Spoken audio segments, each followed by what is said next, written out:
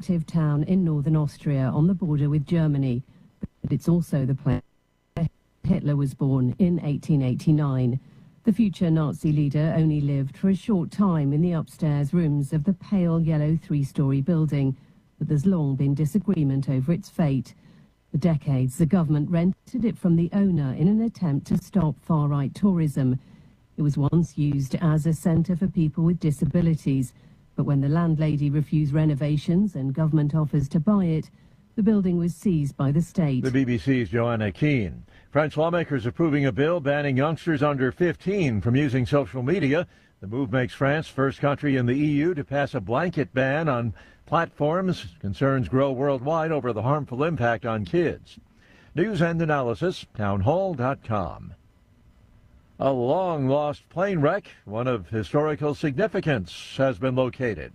The wreckage from a Pan Am plane crash in the ocean 74 years ago that helped lead to requirements for the passenger safety briefings on every flight today has been found off the coast of Puerto Rico. The talks flight attendants deliver about how to inflate a life vest or find the exits on a plane that are routine today were developed after 52 people perished aboard Pan Am's Clipper Endeavour because they didn't get off the plane before it sank. Explorers used an autonomous sonar drone to find the fuselage and tail of the DC-4 last month under 2,000 feet of water. Keith Peters reporting. Nicolas Maduro returns to a New York courtroom as his lawyers continue their objections to the U.S. military action that snatched Venezuela's dictator from power. Maduro now being held in a Brooklyn jail, facing drug trafficking charges. Townhall.com. It's the Michael Patrick Leahy Show, broadcasting live from downtown Nashville. Now, here's Michael Patrick Leahy. Good morning, and welcome to the Michael Patrick Leahy Show. We are indeed broadcasting live from our studios in Nashville, Tennessee. It is Wednesday, July 22nd, 2026. It is time for the Morning Rundown, which is brought to you every weekday at this time by our very good friends at the Glock Store. Glockstore.com, located just a few miles from the airport, right here in Nashville, Tennessee. So here we go. Here's the morning rundown for Wednesday, July 22nd, 2026. Number one, the weird supposed negotiation dance with Iran continues. Hey, they're not going to negotiate in good faith. Now, President Trump knows that. He's considering his options. And there are a number, and we'll keep you posted on that one. Number two, Arizona primary results from last night. A big win for Trump-endorsed MAGA candidates. Andy Biggs won like 70% to 15% in the gubernatorial race for governor. All Trump-endorsed congressional candidates won. And in the closely watched Secretary of State race, State Representative Alex Collin defeated Gina Swoboda, the former chairman of the GOP. I think Trump, liked them both. Number three, Mamdani. Zoran Mamdani. He doesn't think he's the mayor of a city. He thinks he's the president of a country. Except, not really. He called Benjamin Netanyahu a war criminal, but now admits he can't arrest him. Yeah, try it and see what happens. Number four, the left-wing communist governor of New Jersey, who pretends to be a Democrat, Mikey Sherrill, has admitted 6,600 illegal aliens are on their voter rolls. How did that happen? She says it was a computer glitch. Yeah, I don't think so.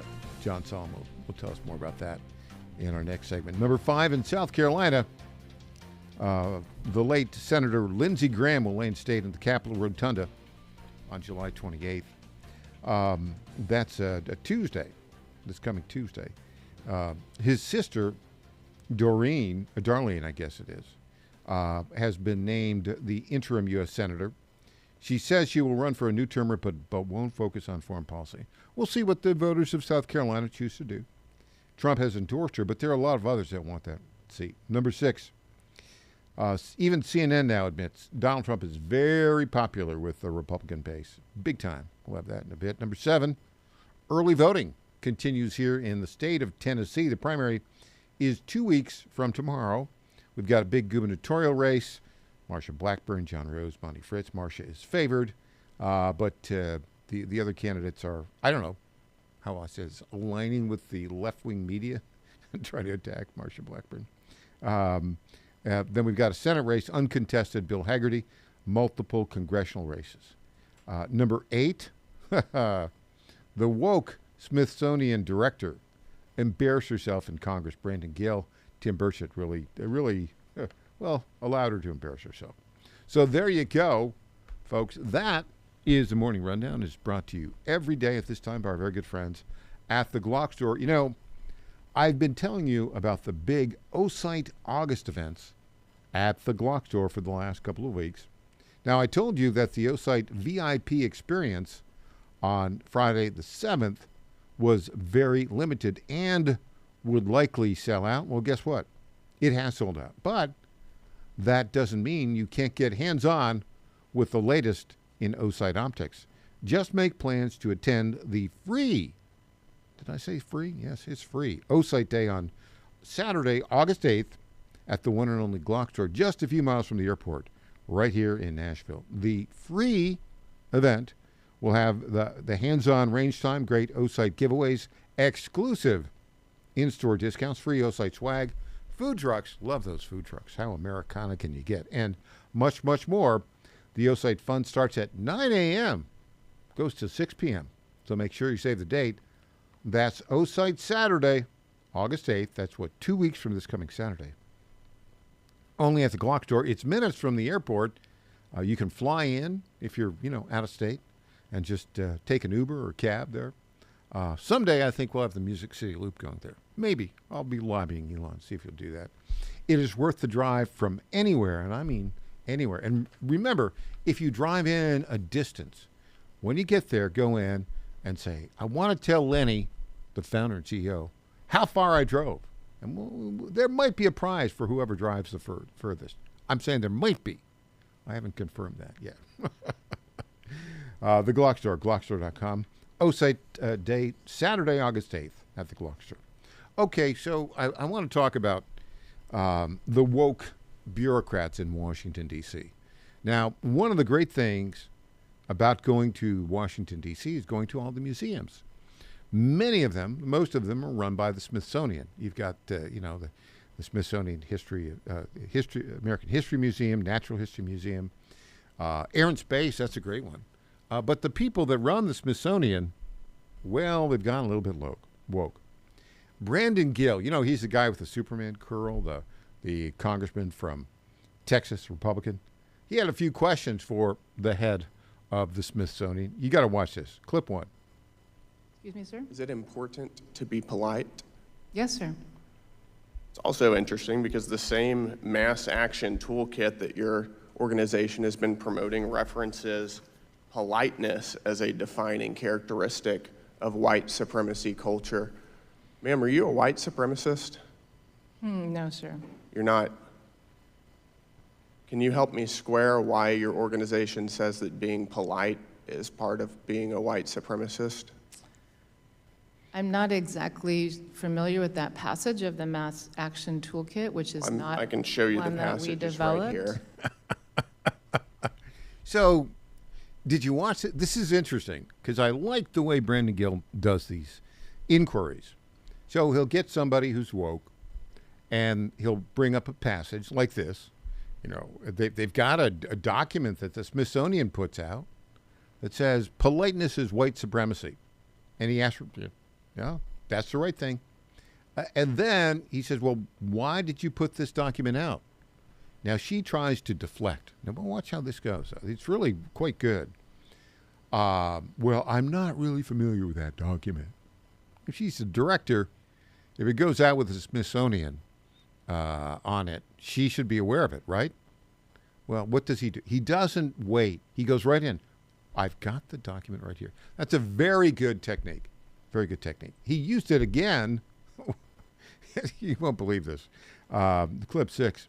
This question about a famous cartoon character. You got to watch this. Is Mickey Mouse racist? Mickey Mouse is not racist. It's not racist. According to the Smithsonian institution, one of your exhibits referenced Mickey Mouse as representing, quote, vestiges of longstanding traditions of blackface minstrelsy.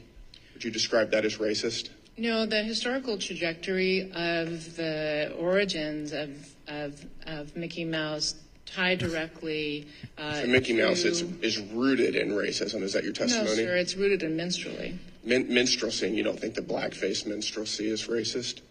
It had certain obvious racial overtones that have been well documented. Okay, she's trying to wiggle and she can't. I mean, it's just ridiculous. Okay, the other person who joined in here, our congressman from the 2nd Congressional District up in East Tennessee, a very good friend, Tim Burchett. Listen to him talking to the same woke head of the Smithsonian. The many examples of politicization of the museum are well documented in the comprehensive report the White House Domestic Policy Council recently issued on July 4th, the nation's 250th anniversary. The report makes clear that the museum's woke exhibits and materials reflect a broader vision held by the museum leadership, particularly its director, Dr. Aletha Hartig, who is here today with us. Dr. Hartig proudly takes credit for changing the museum's mission statement, which no longer uses the term American history or refers to the infinite richness of that history. The museum is now guided by an interpretive plan that ensures all topics focus on the core issues of our time. And do we want to guess what they are? Race and identity, gender and sexuality, environmental change, immigration. What a shock! What a shock! Yeah, it's the the privileged against the unprivileged, the oppressed versus the oppressors. Back after this on Michael Patrick Leahy. Ponder this. Have you ever been so hungry that not only is your stomach growling, but you become lightheaded and shaky? Your blood sugar is hit an all-time low. It seems that when this occurs, no amount of food can satisfy this type of hunger. When hunger reaches this level, your normally nice personality may become agitated, impatient, or even angry. You need food and you need it fast. Did you know that our souls need daily nourishment as well? A hungry soul might be inclined to give into temptations and commit sin without a care about its eternal destiny. When we let our souls grow hungry, we must feed them with prayers, recollection, and sacred scripture. Catholics in the state of grace have the additional benefit of access to feeding our souls with a heavenly food. Only in the Catholic Church is Jesus truly present in every worthy reception of Holy Communion. He is the bread of life. His words, "Come and see." I'm Susie Kelly and I am passionately Catholic.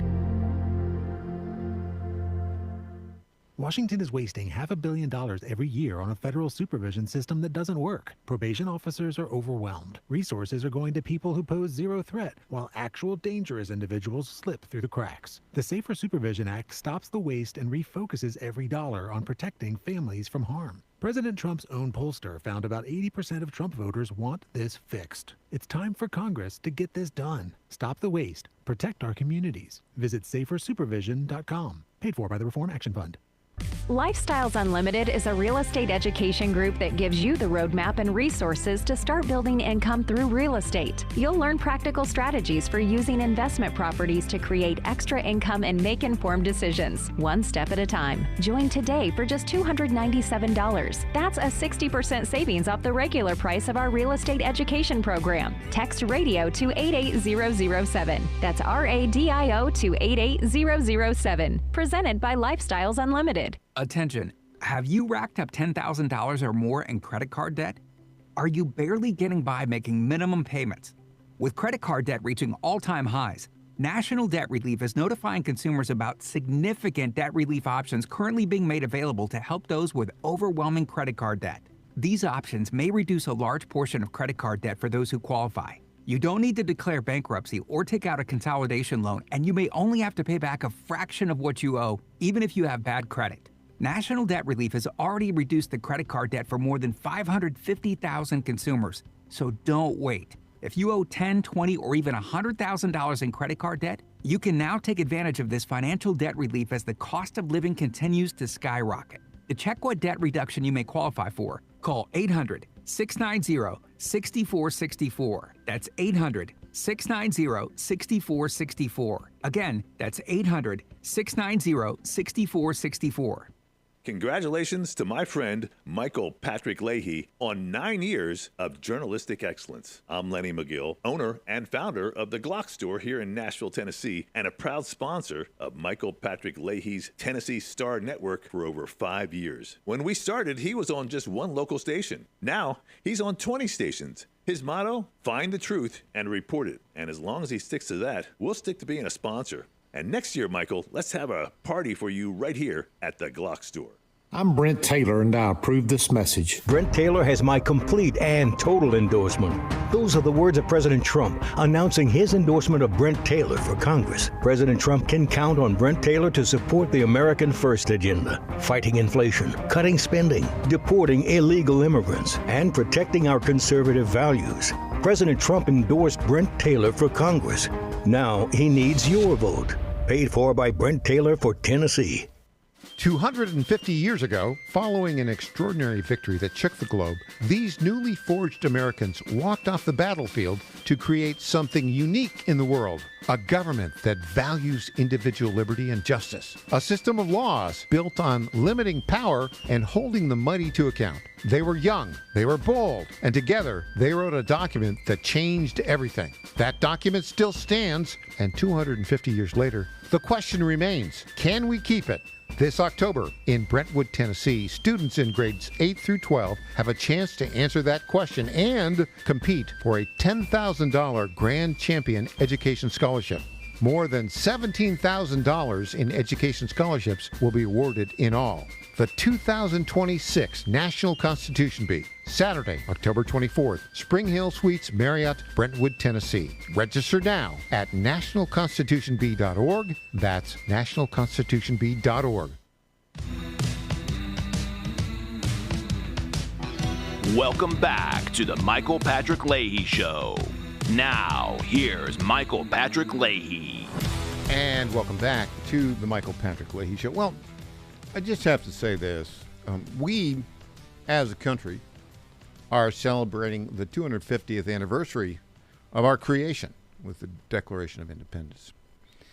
A little bit later, after we had the Constitutional Convention, Benjamin Franklin was asked, allegedly, apocryphally perhaps, by a socialite in Philadelphia as he emerged from the just completed Constitutional Convention in Philadelphia in 1787. He was asked, this would be September of 1787. He was asked, "What, sir, have you given us?" To which he responded, "A republic, if you can keep it." Well, you know, I think we are at that point now, 250 years later, where it is a telling question. Can we keep it? And what are the forces working against it? Well, the forces working against it today are numerous, and they have a lot of money behind them, and they must be stopped. And where does this begin? Well, it begins with illegal aliens here in the United States. You know, in the United States of America, we reached a peak of foreign-born citizens back in about 1920. It was 14% or so.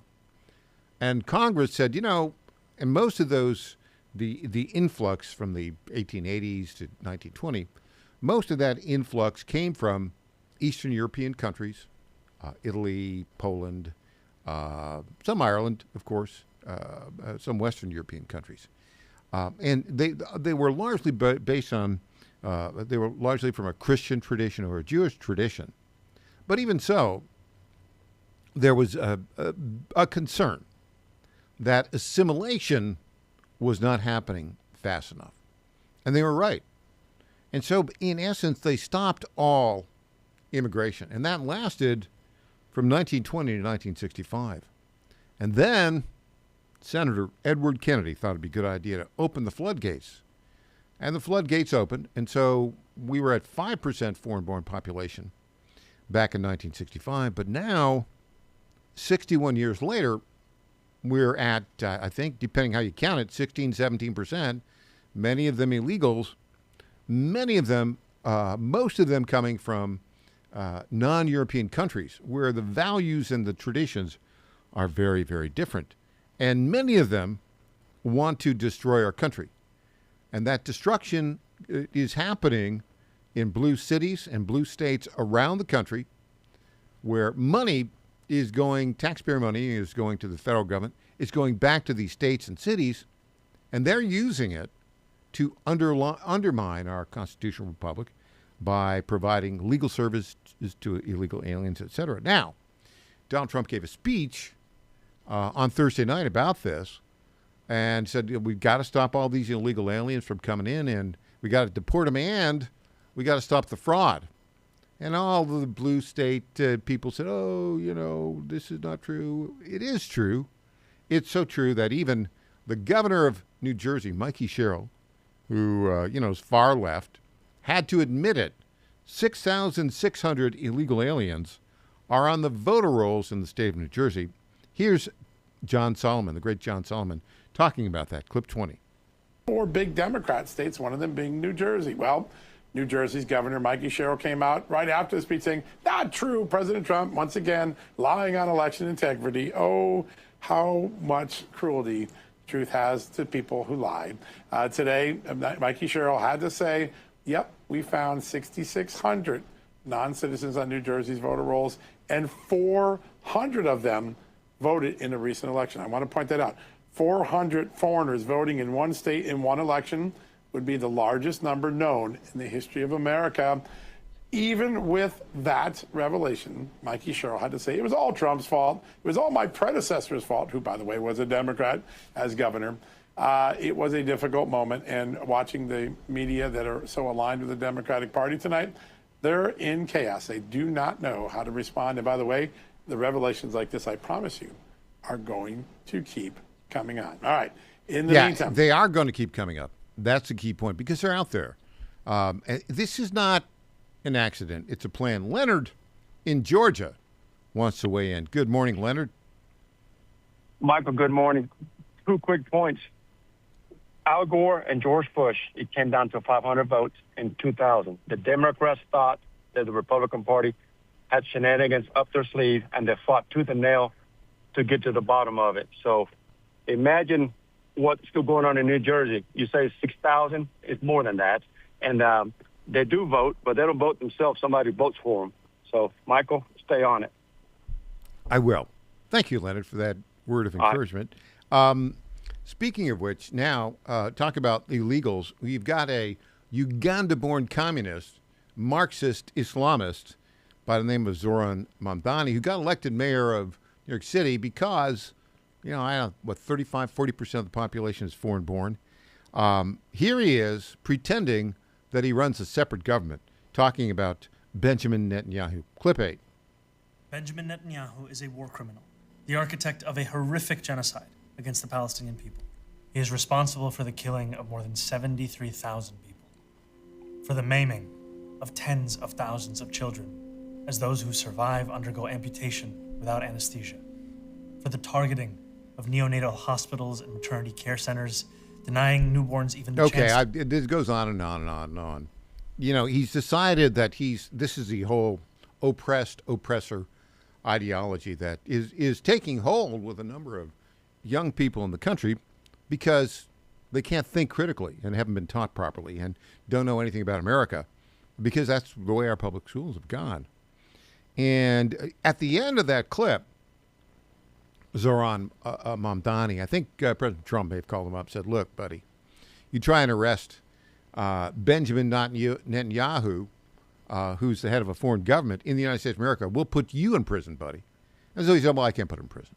But, why not focus on educating kids and keeping the trash out and getting rid of the homeless? No, because the foreigners largely who come from non-European countries are very ungrateful. Victor David Hansen had this to say about it. Clip 9.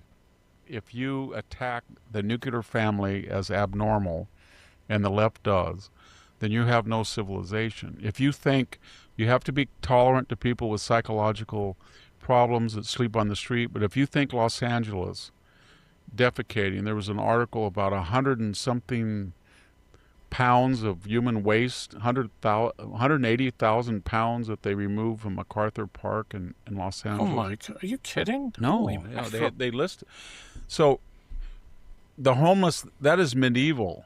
That is medieval. If you think 10,000 people coming across the border to swarm the social services of the poor U.S. citizens is compassionate, without any audit at a time when people were being forced to wear masks, to self-isolate, and to get experimental mRNA vaccinations.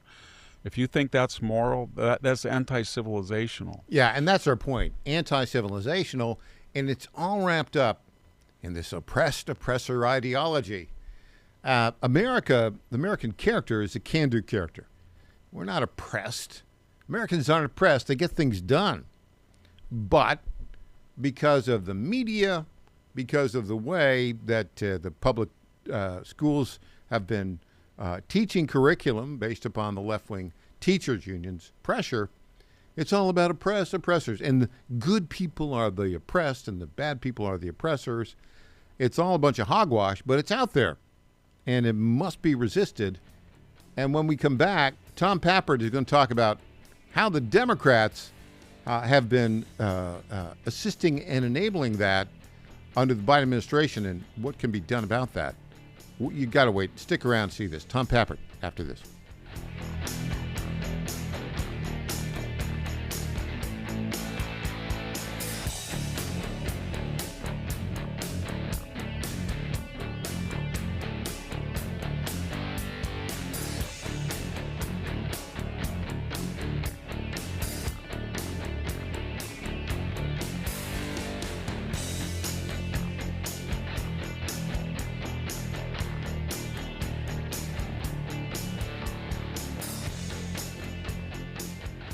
Now more than ever, it's imperative to support companies that share our conservative values. That's why I can't be more excited to tell you that I've switched my family to Patriot Mobile. Patriot Mobile is America's only Christian conservative wireless provider. When you switch to Patriot Mobile, you shift your support away from the leftist, woke, progressive agendas of Big Mobile. Patriot Mobile's wireless service works perfectly and seamlessly as you go about your lives with exceptional nationwide coverage that uses the same towers the main carriers use. Patriot Mobile donates a portion of every dollar earned to causes you care about, to organizations that fight for religious freedom, First and Second Amendments, sanctity of life, and the needs of veterans and first responders. Patriot Mobile has plans to fit any budget, along with great discounts for our veterans and first responder heroes, as well as multi-line users. Switching is easy. Just go to patriotmobile.com/Godzilla or call their U.S.-based customer service team, 972-PATRIOT. That's 972-728-7468. Use offer code Godzilla for free activation.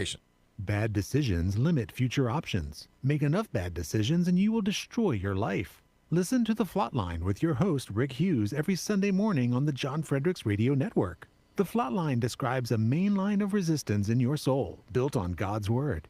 Join us every Sunday morning for 30 minutes of inspiration, motivation, and education, all without manipulation. That's The Flatline with Rick Hughes, heard here every Sunday at 8:30 a.m. on the John Fredericks Radio Network. The Trump administration has brought positive changes when it comes to fixing our broken healthcare system. If we really want to make America healthy again, well, that starts at home. And that's where the Wellness Company comes in.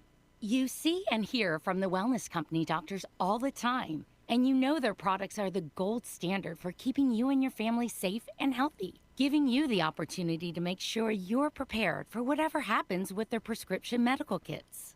Additionally, the Wellness Company offers a variety of products, from parasite cleanses to methylene blue to weight loss and so much more. Make America healthy again starts at home. Do your part and protect the health of you and your family. Live a healthier, longer, and more satisfying life. Go to twc.health/Godzilla and order. That's twc.health/Godzilla. Use promo code Godzilla to save 10% today. When you're learning something new, experience matters. At Lifestyles Unlimited, we've spent over 30 years teaching people how real estate investing works and how to build income with a clear, step-by-step strategy. Our program is designed to help you learn what to do, why it works, and how to take action at your own pace. Join today for just $297, a 60% savings off the regular price. Text radio to 88007. That's RADIO to 88007. Presented by Lifestyles Unlimited. This is State Senator Mark Pody. Government is limited to what it is supposed to do. One of the things that is critical that we're supposed to be working on is transportation. Here in Middle Tennessee, our roads need more help. As your state senator, we are focused on getting more money reoccurring without a new tax increase for our roads here in Tennessee. This is State Senator Mark Pody. Paid for by Campaign for Mark Pody, Christina Hibden, Treasurer. Johnny Garrett's not some out-of-touch D.C. politician. Johnny Garrett's a Tennessean, a Christian conservative, and a proud father of three who's sick of the far left ruining our country with their radical policies. Conservative Johnny Garrett is proudly pro-life, pro-Trump to his core, and will always put America first. In Congress, Garrett will fight to lower taxes, cut government waste, and will always back the blue and support law and order. Garrett's fought for us in Nashville, and that's what he'll do in Congress. No to biological boys playing girl sports. No to communist China buying our farmland. And no to criminal illegals invading our state. Because with Johnny Garrett, what you see is what you get. It's time to bring more Tennessee to D.C. Send Trump conservative Johnny Garrett to Congress. I'm Johnny Garrett, candidate for Congress, and I approve this message. Paid for by Johnny Garrett for Congress. Only one. There is only one conservative running for State House District 65, and that's Lee Reeves. Lee Reeves is the only one who has fought to protect the unborn and defend the sanctity of life. That's why Lee Reeves has the endorsement of Tennessee Right to Life. Lee Reeves is the only one who has fought to secure your Second Amendment rights, earning the endorsement and an A+ rating from the NRA. And Lee Reeves is the only one who has fought against illegal immigration, standing firm to secure our border and protect Tennessee families. Only one conservative has delivered for District 65, securing funding for Williamson County and the Mac Hatcher expansion. That's why Mayors Rogers Anderson and Ken Moore and State Senator Jack Johnson endorse Lee Reeves. There's only one conservative for State House, and that conservative is Lee Reeves. Paid for by Lee Reeves for State House, Bev Berger, Treasurer.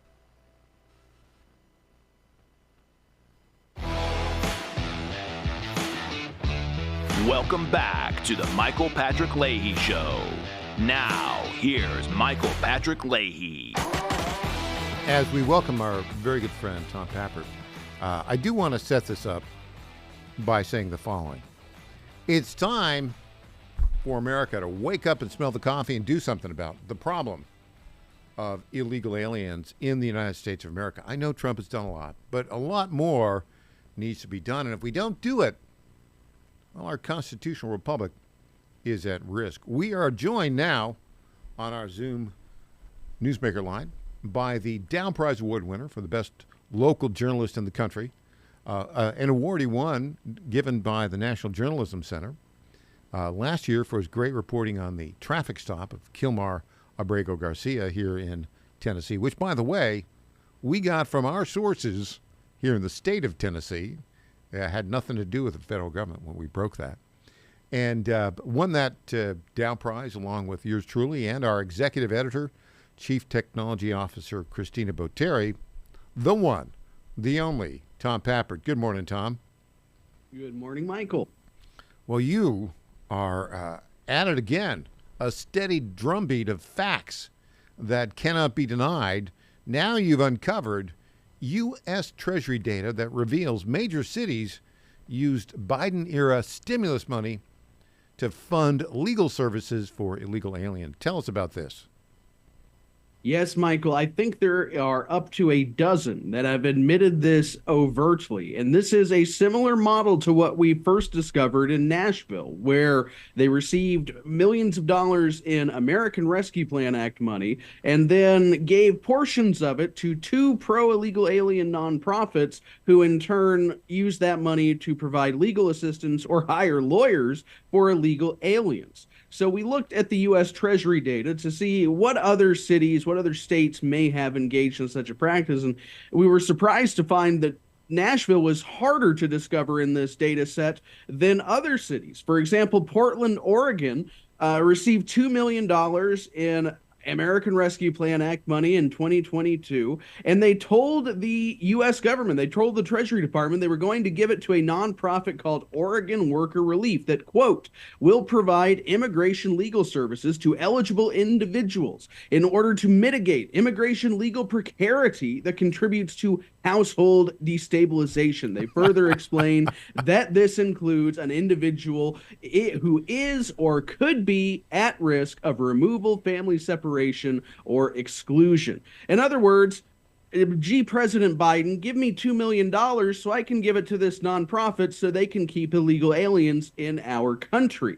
What's interesting, though, Michael, in 2024, the funding ran out. They couldn't get any more funding from the federal government. They knew that under Trump, this was not going to continue. So what happened? Well, two different things. One, the state of Oregon actually stepped in and started funding this OWR nonprofit, different program at the nonprofit. They call this one universal representation. Well, universal to me seems to include illegal aliens, but then the city of Portland started funding another nonprofit, this one called SOAR. And this nonprofit is again providing legal services to illegal aliens. So, Michael, you may be thinking this is a left coast problem. Well, no, actually, it's on both coasts. Washington, D.C., Mayor Muriel Bowser, she's still there. I can't believe it. In 2017, she created another grant program in the city that would specifically award grants to lawyers, nonprofits, etc., that provide legal services to illegal aliens. And yes, they received about $2 million in ARPA money and used it specifically for this purpose. And interestingly, as we saw in Portland, as we saw in Nashville, they have continued funding these services. They got rid of the grant program started in 2017, created a new one last year, funded by the city, no federal support this time, but it performs the same tasks. And you think, okay, these are relatively large cities, Nashville, Portland, Washington, D.C., that's what you might expect. Even in small town America, Topeka, Kansas, with 125,000 people, they got $220,000 in ARPA money, sent it to an organization called El Centro de Los Hispanos para Topeka, or something to that effect. And this group, again, provides legal services to illegal aliens. So we have both coasts and pretty close to the geographic center of the United States, all using federal tax dollars given by Biden to make sure illegals can stay in the country. So the Biden federal, this is part of the plan, the Vera Institute you've talked about, set this plan up. Hey, we're going to take all this American Rescue Plan money, we're going to give it to cities, blue cities, and then they're going to give it to these nonprofits that are going to use it to keep illegal aliens in the United States against, the law, basically. We're going to keep them here. And then, if it changes, well, it'll just be a program and we'll be funding it locally. That seems to be in effect all over the place. You saw this evidence of this happening in the state of Oregon doing it now, because this was a key question I'd asked you yesterday. Tom, how is it that are you the only person who's discovered and reported on this Department of Treasury information? Because I've not heard it from anyone else. Well, and when you look at the data itself that was produced by the Department of Treasury under the Biden administration, perhaps it makes sense. You are talking about a spreadsheet that has something in the order of 67,000 rows, something like 50 different columns that correspond to each row, and it's formatted in such a fashion that it's frankly impossible to read. The far left row is the award number. That doesn't tell you anything. You have to go to the far right row to find out what state the award was even given in. So frankly, without artificial intelligence, I don't think a reporter without months or years or an entire research team under them would ever have been able to parse this data to discover what we did at the Tennessee Star. So, Tom, you're telling everyone that the data was there, but we needed to use our proprietary artificial intelligence approach to discover the truth about it. Is that what you're telling us? I think that's exactly right. And I think the federal government, all government, frankly, should be worried. We saw the same with Nashville. This should be the new status quo. They should expect this from the Tennessee Star. And eventually, Michael, the rest of the real news industry, those few of us that are left, they're going to start to follow the Tennessee Star's lead. Yeah, that's interesting also because what's unveiled here, Tom, is a massive plan by the left, started with the Biden administration, to really undermine American immigration law and to use taxpayer funds from all across the country, including red states. I mean, if you live in a red state and you pay your income taxes, it goes to Washington, D.C. And this was the idea, really was under kind of the Nixon administration, then to take the money from the federal government, the taxes, and give it back to the state. Well, here is what they missed on all that, Tom. What if the Democrat state you give the money to is dishonest and crooked? That's what we see today. Your thoughts on that, Tom Pappert? I think that is a big part of it, but you also have to remember that back in the Biden administration, this was openly a handout. We're going to give lots and lots of money to left-wing causes so they will vote for us again in 2022 and 2024. And I think that is really what the message should be here. This is what happens when you elect Democrats to national office. They take millions, billions of dollars in your money, the taxpayer money, and they hand it to people that are trying to dilute your votes by bringing in illegal immigrants, keeping them here, having them start families, etc. So it's why the midterms are so important. It's why 2028 will be so important, because you know that if whatever crazy Democrat they come up with in 2 years gets elected, this program will be dwarfed by the next one. Well, related to that, the breaking news from earlier this week, Secretary of Health and Human Services Robert F. Kennedy Jr. said, look, we've got so much welfare and healthcare fraud going on in California and Minnesota. All of this Medicaid money that we've been sending to California and Minnesota, we're not going to send it till you send us the receipts of how you spent the money. I think this is the opening salvo in what will be a huge political battle. Your thoughts on that, Tom Pappert? I think that's right, Michael. In fact, I would predict that over the next year, you're going to see foreign policy diminish slightly in terms of importance and news coverage, and you're going to see the Trump administration go full bore ahead on its fight against fraud and and waste and abuse. I think that is something that resonates with the voters. They are making progress, but not much of it is made it to the. I don't think most people understand the progress that's been made yet, and I think that's going to change. Yeah, and I think now we're going towards this huge political battle where all the Democrat, the Islamist, Marxist Democrats are going to whine and complain you're being unfair to us because we can no longer give political money away to our left-wing allies in fraudulent and illegal ways. Tom Pappert, outstanding, cutting-edge, nationally leading journalism once more. Tom, thanks for that great report. Always a pleasure, Michael. All right. When we come back, we're going to continue our interview with Brent Taylor, state senator from Memphis, running for Congress in the new 9th District. You got to listen to this guy. Very interesting. Back after this.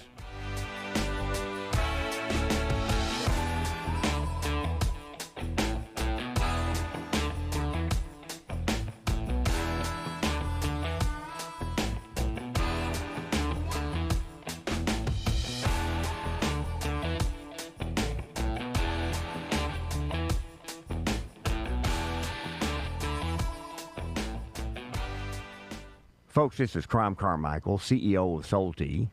I have recently turned 77 years old. I do not take prescription drugs. I have not had to take prescription drugs, and I attribute a lot of my good health to a product that I've been taking, which is the active ingredient in Solti. It's a 22% concentration of theaflavin. We did clinical trials on it 25 years ago and found that it helped lower cholesterol. We have had many, many hundreds of letters and emails from customers telling us how it has helped them not only manage their cholesterol, but lower their triglycerides and help them on their blood pressure. And I can't tell you how much I attribute to Solti for my good health at age 77. And I encourage you to go to GodzillaHeart.com. That's GodzillaHeart.com. And use the code Godzilla at checkout, and you'll get a 50% off on your initial shipment of Solti. And I promise you it will be a great help for your heart health. Thanks so much. In 2008, the amount of concentrated time people could spend on a task without becoming distracted was 12 seconds. 5 years later, it was only 8 seconds, 1 second less than a goldfish.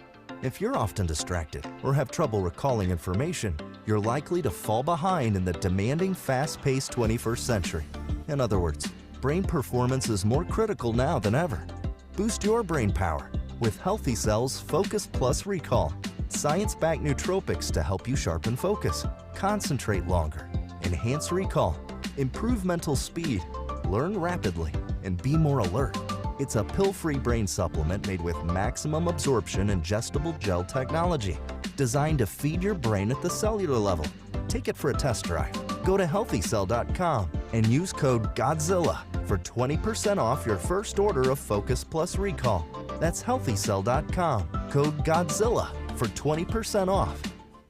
Bad decisions limit future options. Make enough bad decisions and you will destroy your life. Listen to The Flatline with your host, Rick Hughes, every Sunday morning on the John Fredericks Radio Network. The Flatline describes a main line of resistance in your soul, built on God's Word.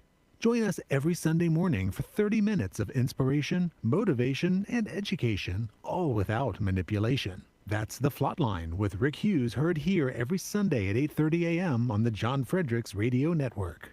Trouble getting to sleep and staying asleep is infuriating. Your mind races, you toss and turn. Nutrition company Healthy Cell created REM sleep to help you quickly fall asleep, stay asleep, and sleep deep. Unlike other supplements that don't work, REM sleep is not a pill. It's a gel you swallow with ultra-absorption of science-backed ingredients supporting all 4 stages of sleep. Go to HealthyCell.com and use code GODZILLA for 20% off your first order. Risk-free. Love it or your money back. Guaranteed. HealthyCell.com. Code GODZILLA.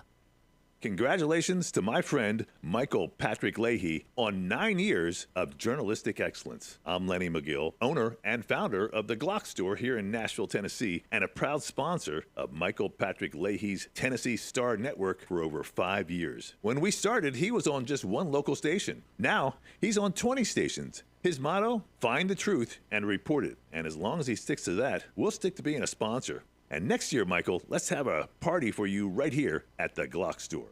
I'm Brent Taylor, and I approve this message. Brent Taylor has my complete and total endorsement. Those are the words of President Trump announcing his endorsement of Brent Taylor for Congress. President Trump can count on Brent Taylor to support the American First agenda, fighting inflation, cutting spending, deporting illegal immigrants, and protecting our conservative values. President Trump endorsed Brent Taylor for Congress. Now he needs your vote. Paid for by Brent Taylor for Tennessee.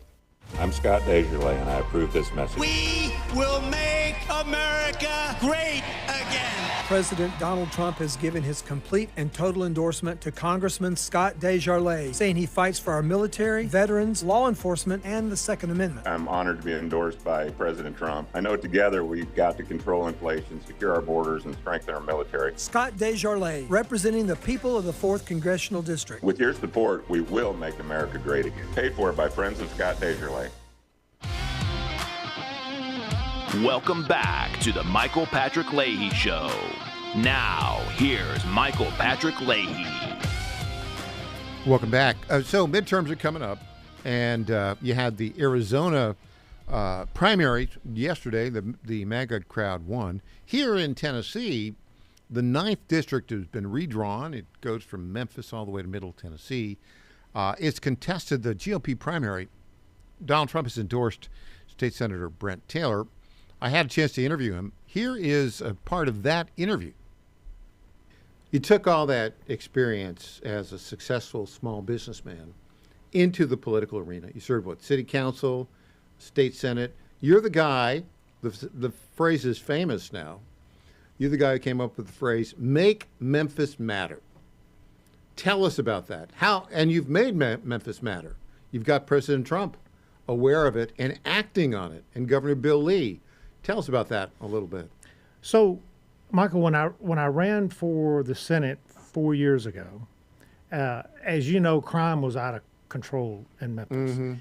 It didn't matter what list you looked at. Memphis was always first, second, or third on that list. And it could be a list about the most dangerous cities in America. It could be the most dangerous cities in the world. I even saw a list one time that had us more dangerous than Baghdad and Mexico City. And so when I ran for the Senate and got elected, I wanted to get better outcomes for Memphis. Mm-hmm. And that meant better outcomes from Nashville and better outcomes from Washington, D.C. as well. That Memphis, Tennessee will never reach her full potential as long as Memphis was sliding into chaos. Yeah, Memphis is part of Tennessee. It is. And if Memphis fails, that's not good for the entire state of Tennessee. Memphis, as you've said many times, Memphis needs to be successful. It does. And so what I started doing was we had elected down there a Soros-funded DA. And he was doing everything he could to not prosecute criminals, which was only exacerbating our crime problem. Criminals knew that there were no consequences. So I literally took him on tooth and nail.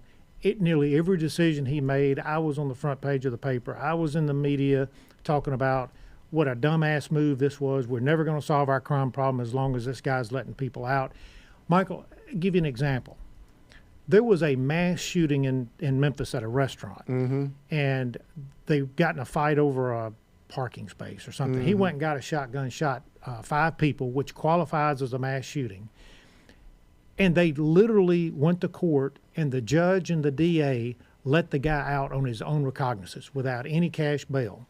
And so I started working, and we passed legislation and got laws enacted that basically end Tennessee's version of cashless bail. Mm-hmm. They had an ability to pay calculator that they were using.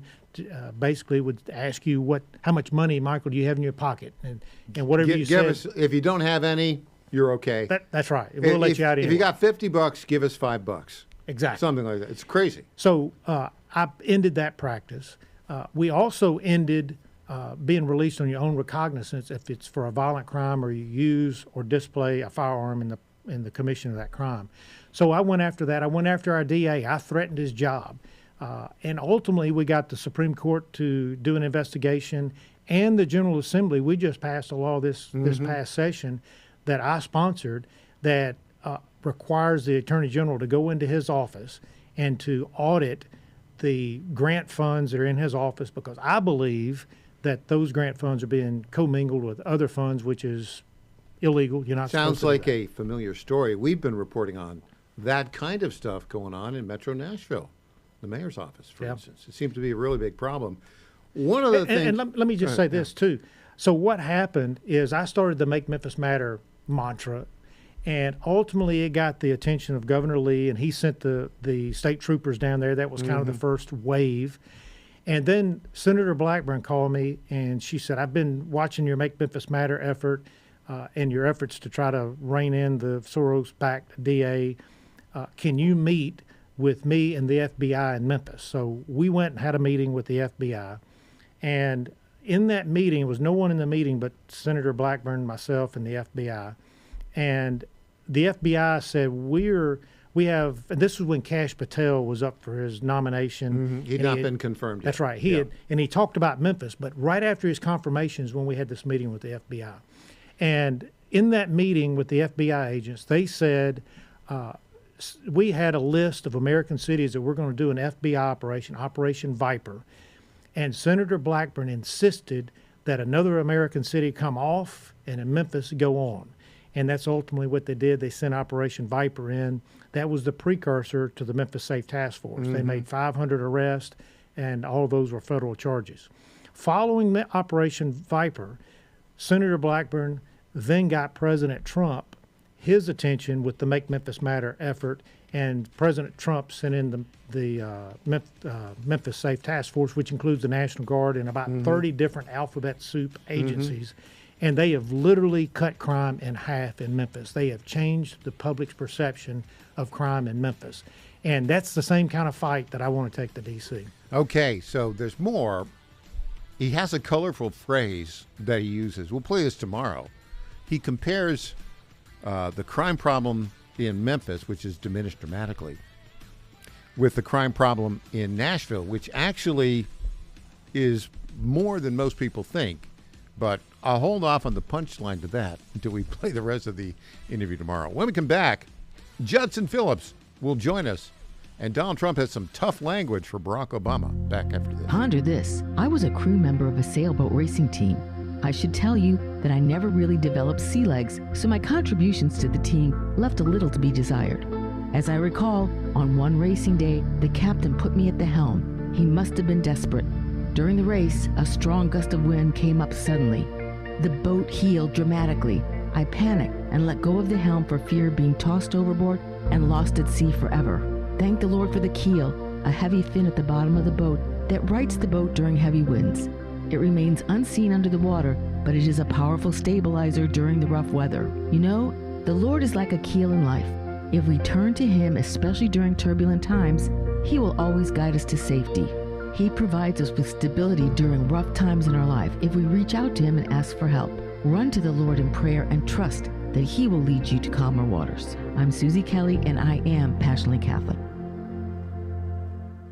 Trouble concentrating or recalling information is frustrating, embarrassing, and kills productivity. Nutrition company Healthy Cell created Focus and Recall to boost your brain power. Unlike other supplements that don't work, Focus and Recall is not a pill. It's a gel you swallow with ultra absorption of science-backed ingredients to help you immediately sharpen focus, concentrate longer, and strengthen recall. Go to healthycell.com and use code GODZILLA for 20% off your first order. Risk-free. Love it or your money back. Guaranteed. Healthycell.com. Code Godzilla.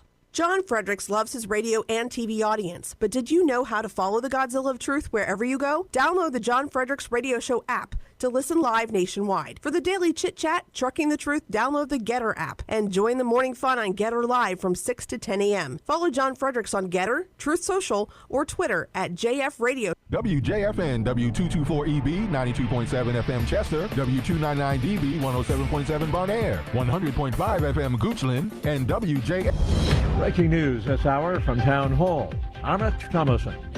President Trump is putting Iran on notice, warning Iran it will lose a bridge or a power plant each and every time it fires on a ship in the Strait of Hormuz.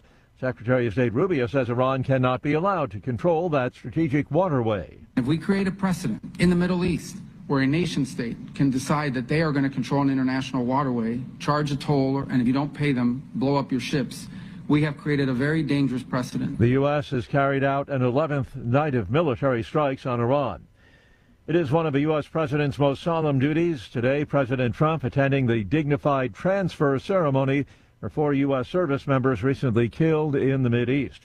Along with the military aspect of the Iran war, Secretary of War Hegseth also dealing with having to pay for the conflict. He's fighting that battle on Capitol Hill this week. Hegseth provided the new estimate, a $95 billion package, during a combative Senate Appropriations Committee hearing. Several times, protesters interrupted his opening remarks. The supplemental funding request is not a substitute. The Secretary outlaid the FY26 budget request. On the readiness front, we requested $21 billion. On the capabilities side, we requested $46 billion. Hegseth said the supplemental war funding is an urgent, necessary injection of money, a generational investment in the military. Bernie Bennett, Washington. Large swath of the east has been pummeled by severe storms, flooding rains, fierce winds. Among the hardest hit states, West Virginia. Governor Patrick Morrisey has placed all of the state's 55 counties under a state of emergency. Flooding is widespread. Tropical storm Bertha expected to make landfall along the Louisiana Gulf Coast late tonight or early tomorrow morning. On Wall Street, the Dow is up 58 points. The Nasdaq 74 points lower. More on these stories at townhall.com. Are you tired of feeling lousy? Maybe you had a scare at your last checkup or just walking hurts? When enough is enough, call PhD Weight Loss. When I had enough 4 years and 53 pounds ago, I knew I couldn't do it alone. I'm Mike Gallagher for PhD Weight Loss. Best phone call I ever made. They were right with me. They still are today. Right now, mention Mike. You'll get 2 free weeks added to the program, and they'll pay for the cost of your food. $1,500 value. Call 864-644-1900, 864-644-1900, or visit myphdweightloss.com. Hi, I'm Kirk Cameron. Christian Healthcare Ministries is not another health insurance policy. If you're tired of restrictions, CHM offers anytime enrollment on your schedule at half the price of traditional marketplace plans. See why believers across the nation are better with CHM. Get started by calling 1-833-JOIN-CHM and use promo code WELLNESS for a 50% credit towards your first month. That's 1-833-JOIN-CHM and use promo code WELLNESS.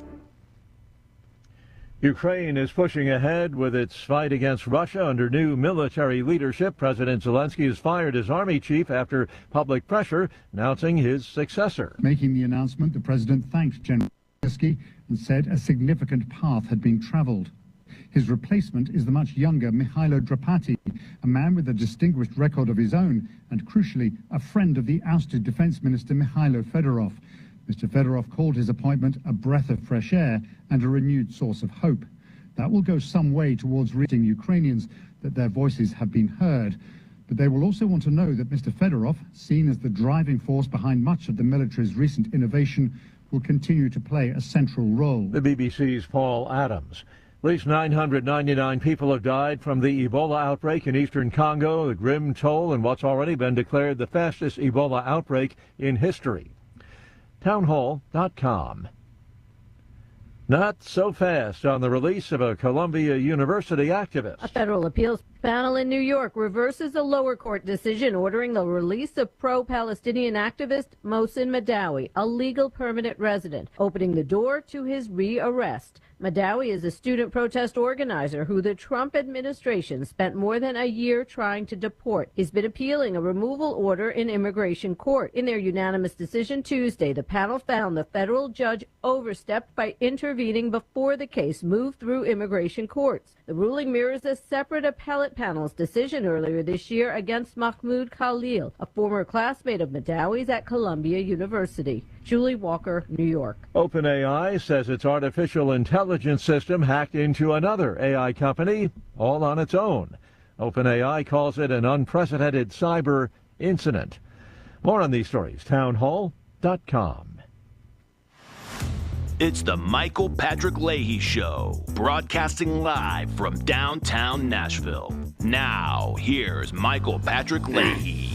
And welcome back to the Michael Patrick Leahy Show. In studio, all-star panelist, former prosecuting attorney, founder of Tea Party Nation, entrepreneur, the one, the only, Judson Phillips. Welcome, Judson. Hey, as always, it's a Wednesday, so it's good to be here in the super secret bunker. The bunker. That hosts the Michael Patrick Leahy Show. The undisclosed location, which can never be disclosed. Cannot disclose it, right? But it's in one convenient location. Well, Judson, the big news yesterday, well, there's a lot of big news. Donald Trump basically accused Barack Obama of treason. Well, yeah, let's listen to him. From your perspective, who should the DOJ target as part of their investigation? What specific figures in the Obama administration? Well, based on what I read, and I read pretty much what you read, it would be President Obama. He started it. And Biden was there with him, and Comey was there, and Clapper, the whole group was there. Brennan, they were all there in a room. Right here, this was the room. This is much more beautiful than it was then, but that's okay. I have nice pictures up that came out of the vaults. They were in there for 100 years. This is much more beautiful. We have the Declaration of Independence now in the room, which wasn't here. I guess people didn't feel too good about putting it here, but I do. But you know what? If you look at those papers, they have them stone cold, and it was President Obama. It wasn't lots of people all over the place. It was them too. But the leader of the gang was President Obama, Barack Hussein Obama. Have you heard of him? And except for the fact that he gets shielded by the press for his entire life, that's the one they... Look, he's guilty. It's not a question. You know, I like to say, let's give it time. It's there. He's guilty. This was treason. This was every word you can think of. They tried to steal the election. They tried to obfuscate the election. They did things that nobody's ever even imagined, even in other countries. You've seen some pretty rough countries. This man has seen some pretty rough countries, but you've never seen anything like it.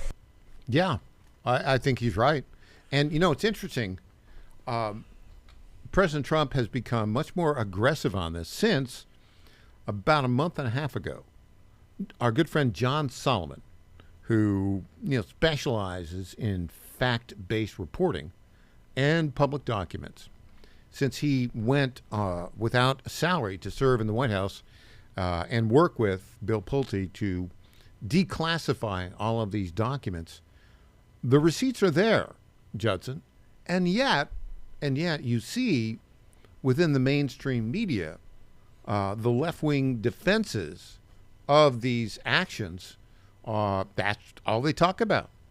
You know, the media, we don't really have media anymore. I mean, you know, our access a free and unbiased press. And, you know, when they wouldn't carry, you know, President Trump's address to the nation last week, that's NBC, ABC wouldn't carry it. Yeah, that's a pretty good indication. And then, and of course, CBS carried it, but then immediately fact-checked him. Translation, lied about the facts. Yeah. That's I mean, what Barry a fact Weiss, check is. Barry Weiss hasn't even begun to fix the problem at CBS. No. Even though purportedly she runs CBS News. Yeah, and, you know, fact check is just don't believe your lying eyes. Here's, you know, believe what the party tells you, and here's what the party is telling you. But going back to Obama, what he did in 2016 is unprecedented in American history. And you can Trump used the word treason. Coup is a better word, but still, he used the power of the United States government to subvert the democratic process. You know, the left's always screaming about our democracy. Well, you know, our democracy means them, not us. Well, and by the way, let's talk about on the issue of democracy here. You hear that noise in the background? That's an unforced error by the host. But you hear the left talk about democracy all the time, right? It's not. We are not a democracy. We are a constitutional republic. No, we're not. No, we're not. What are we? We are a post-constitutional republic. Because you and I we started on this discussion last week, and we said we were going to pick it up this week, so let's pick it up real quick. We are a post-constitutional republic. Now, no, I disagree, but tell me why you make that claim. Because the Constitution still stands. A constitutional republic works when both sides, the majority and minority, agree that there are certain rules and everybody's going to play by the same rules. Well, the other side, the minority right now, no longer believes that those rules apply to them. And that goes anywhere from how you conduct elections to the ability and the acceptability of perpetrating violence against your political opponents. So we don't live in a constitutional republic anymore. It's a post-constitutional republic. Let me. I understand your point. Let me push back. I think I have a different view on it. Mm-hmm. We live in a constitutional republic where a minority of the population seeks to undermine the constitutional republic. But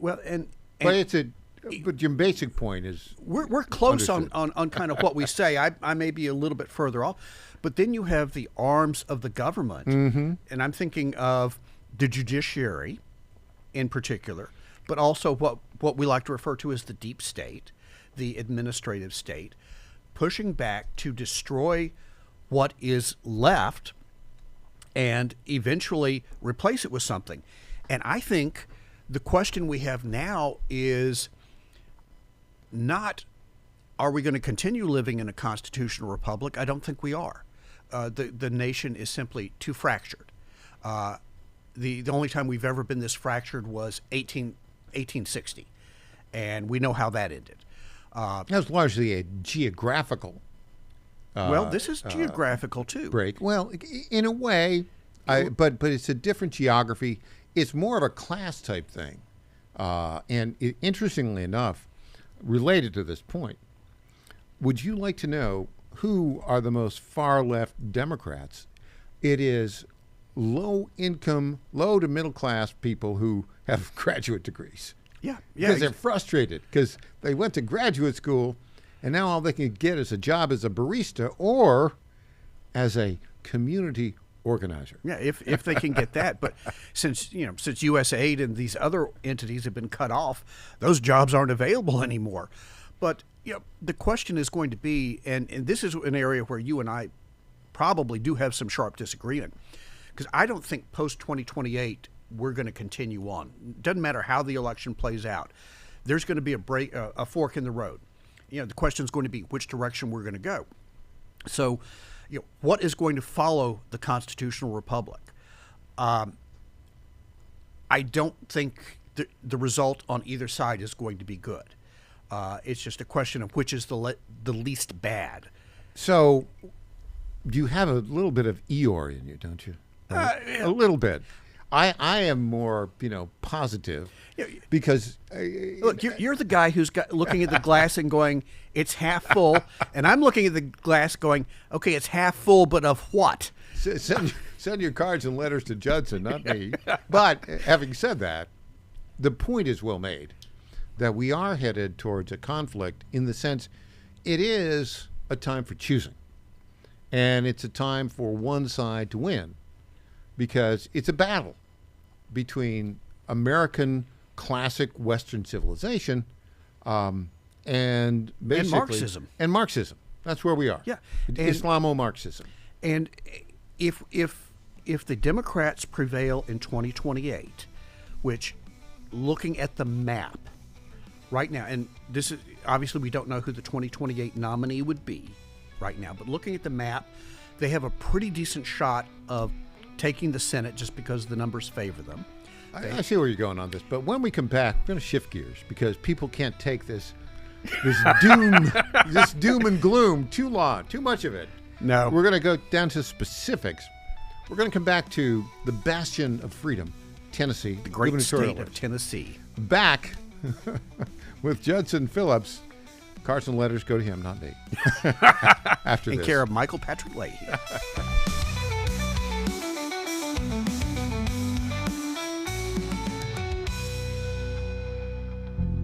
Ponder this. How many times have you heard that freedom means doing whatever you want as long as we don't hurt anyone else? On its face, this sounds pretty reasonable. But when you think about it, everything you do has an impact on someone or something. Let's say we overindulge in drinking. The immediate impact may be that we cannot get to work on time the next morning or even at all. Let's say we eat whatever we want, whenever we want. When health problems ensue later in life, your family, your friends, and your community may be impacted. For every action, there is a reaction, and this is Newton's law of physics. But it applies to our spiritual life as well. Being truly free means doing God's will in every decision that we make. This means we must know God's will by following His commandments and talking with Him in our daily life. Pray, trust, and persevere in following God's will for you every day. I'm Susie Kelly, and I am passionately Catholic. Everybody's talking about weight loss injections because the results are so dramatic. They work by lowering blood sugar and reducing appetite. So, what if you're looking to lose weight but not interested in painful weekly injections, especially when you hear about some of those intense side effects? That's why doctors created a weight loss supplement called Lean, and the results are remarkable. The ingredients studied in Lean have been shown to lower your blood sugar, burn fat by converting it into energy, and curb your appetite and cravings, so you're not as hungry. But listen, Lean is not for the casual dieter with only a few pounds to lose. The doctors at Brickhouse Nutrition created Lean for frustrated dieters with 10 or more pounds to lose. Get started with 20% off and free rush shipping so you can add Lean to your healthy diet and exercise plan. Go to takelean.com and enter the code Godzilla for your discount. That's discount code Godzilla at takelean.com. The Cats and Cosby Show. It's the top news of the day. People are out there saying, oh, the Iranians are never going to live by it. But let me tell you something. President Trump is going to bomb them again if they screw around. Hopefully they live up to it. And if not, the pounding's coming. We're going to do it again and again and again. The Cats and Cosby Show, weekdays 5 Eastern, 4 Central on the stations of the John Fredericks Media Network. Trump is the toughest president we ever had. Well, he's definitely the best bomber. Washington is wasting $500 million every year on a federal supervision system that doesn't work. Probation officers are overwhelmed. Resources are going to people who pose zero threat, while actual dangerous individuals slip through the cracks. The Safer Supervision Act stops the waste and refocuses every dollar on protecting families from harm. President Trump's own pollster found about 80% of Trump voters want this fixed. It's time for Congress to get this done. Stop the waste. Protect our communities. Visit safersupervision.com. Paid for by the Reform Action Fund.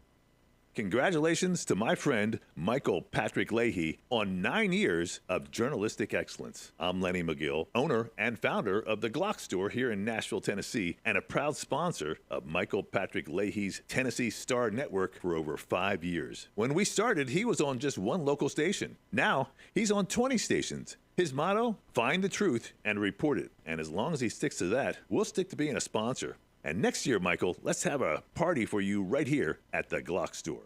I'm Scott Desjardins, and I approve this message. We will make America great again. President Donald Trump has given his complete and total endorsement to Congressman Scott Desjardins, saying he fights for our military, veterans, law enforcement, and the Second Amendment. I'm honored to be endorsed by President Trump. I know together we've got to control inflation, secure our borders, and strengthen our military. Scott Desjardins, representing the people of the 4th Congressional District. With your support, we will make America great again. Paid for by friends of Scott Desjardins.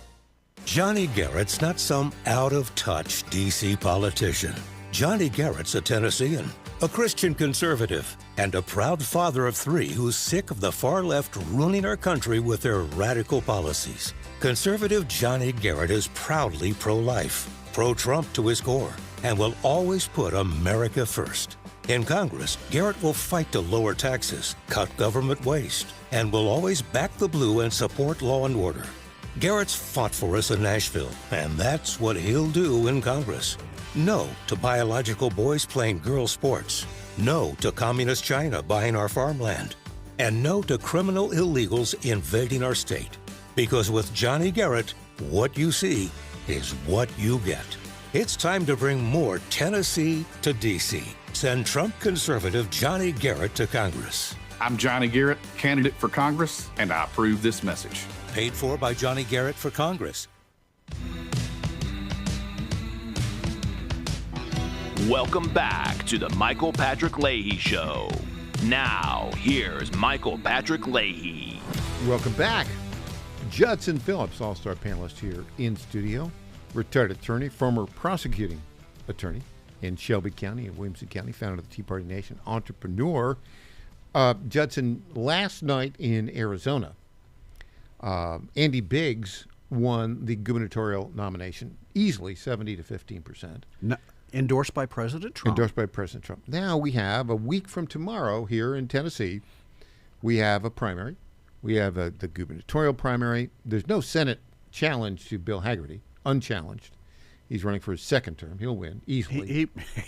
He better win easily. And also win the general. I don't know what the Democrats have going on, but they've got some. They've got a designated sacrificial lamb. A designated left-wing lunatic who'll get 30% of the vote. Yeah, maybe. DL, designated loser. Designated loser, right. And then we've got the congressional races, which are interesting because we've got the new districts.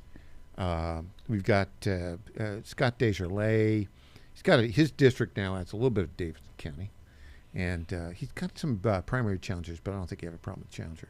Then you got the 5th district, which is going to be very hotly contested. Andy Ogles and Charlie Hatcher. That one's going to be close. And I don't think it really should be as close as it is, but it will be.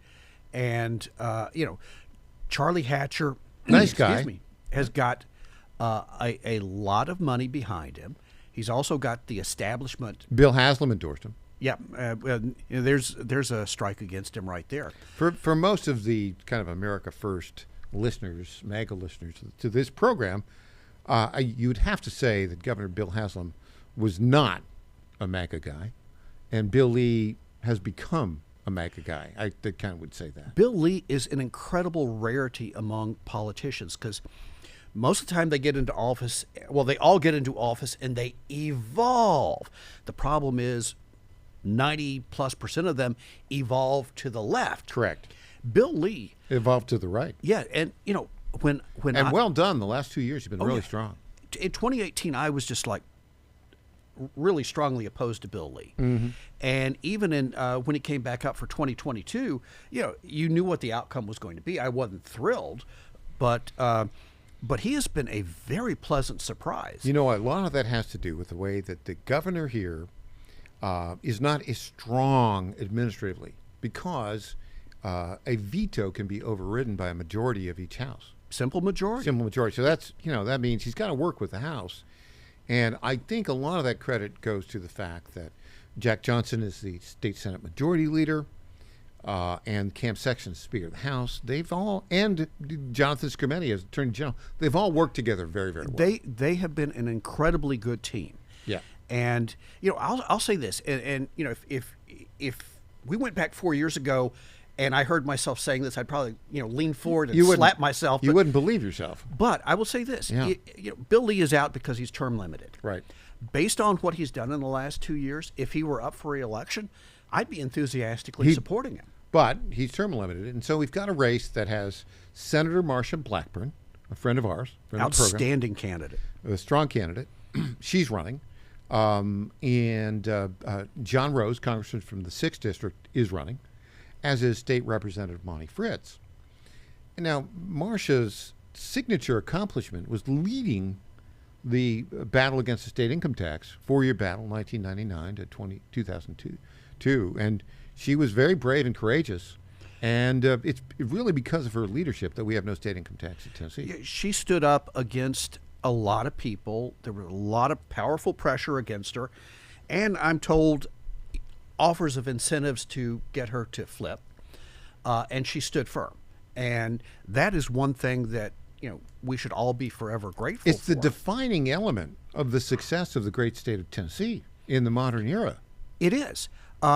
If she had folded and Don Spinquist, as I like to call him, the Republican governor who broke his word, had gotten his income tax through, Tennessee would be not in the red state pack that it is today. It'd be a purpley state. It would be behind. Yeah, and the budget would be terrible. Now, what's interesting about this is John Rose, congressman from the 6th District, who votes well, but he served in the administration of Don Sundquist after Don Sundquist broke his promise on income tax, state income tax. Yes, and you break that kind of promise, what does a principled person do? You resign in protest. Well, but John Rose actually didn't.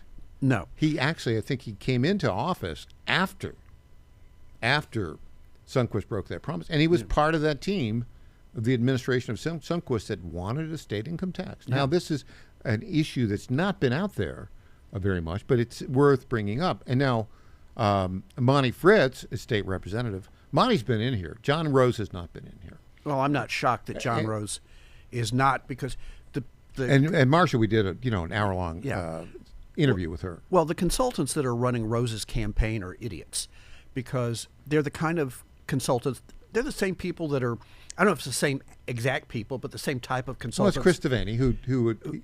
But no, to give Chris credit, what he's trying to do, every campaign he tries to do, he tries to replicate the 2018 gubernatorial campaign, where you had Diane Black, incumbent congressman, Randy Boyd. They spent $20-30 million telling everybody how terrible they were, and then right through the middle came nice guy Governor Bill Lee. But the point is, he's been trying to do that again. He tried to do it in 2020 with Manny Sethi versus Bill Haggerty, and it didn't work. Yeah. And he's trying to do it again with John Rose this session. But I want to get to one thing before. Monty Fritz in 2000, I have no idea. He was not on the playing field when it came to state income tax. Not at all. No. back to what the Rose campaign's trying to do. The polls had, I think, Marsh up by 30 points, and then all of a sudden, they go to McLaughlin and Associates. They don't take our buddy John McLaughlin, but his brother, and they put out a poll a couple of weeks ago says, it's shrinking, and Marsh only leads by 15 points. It's a bit of narrative. I looked at the methodology, and it was not statistically sound. I'm just going to say the message is, oh, hey, we're still losing, but just not quite as bad. We're gaining ground is the point. And they're trying to create, with the assistance of Phil Williams at News Channel 5, who's doing another nothing burger gotcha story. Yeah, propaganda channel 5. Yeah. They're trying to create the impression that John Rose is gaining and Marsh is not. I think that's illusory, but that's the message, and they've got a lot of allies in the mainstream media, particularly Phil Williams at News Channel 5. The media wants to take Marsha Blackburn out because if elected, she will be the most conservative governor we've had in a very long time. Yeah, no, it should be that's quite right. And John Rose will be a different kind of governor. She will be, because he just doesn't talk to people. He'll talk to people, but he doesn't listen to people. He will try to run the state as a CEO, and he really is not going to listen to the Tennessee General Assembly. No, and here's the thing. Phillips' rule of politics number 4: always vote for the upgrade. All right, Bill Lee. Like I said, we've already talked about Bill Lee. Marsha's an upgrade to Bill Lee. Yeah, and that's not a knock on him. It's just she would be the upgrade. John Rose is not the upgrade. He'll be more like Haslam, I think. Oh, he would be exactly like Haslam, and we'd be looking at another state income tax, or not a state income tax, but another tax increase, etc. Well, we can never have a state income tax because it's in our it's now in the state Constitution. Yeah. And then, of course, if you have Monty Fritz, who won't win, but just let's go to some hypothetical world where he does win, he would guarantee that Jerry Ryan would be the next governor of the state. I mean, not Jerry Ryan, Jerry Green. Democrat, would be the first Democrat governor in Tennessee in 15, 20 years. Well, I had Monty in, and he's very strident on issues and not very based on fact. And the big thing that was a problem is he said he would break the law about school choice if governor. The state Supreme Court said, that's totally constitutional. He would attempt to order the Department of Education not to follow the law. It won't work. Well, Fritz is a moron, and I mean that's I'm sorry, that's as polite as I can be. Is that your technical analysis? Yeah, it is. I don't think he's a moron, but I think he's way off base. See, we'll be back with more after this.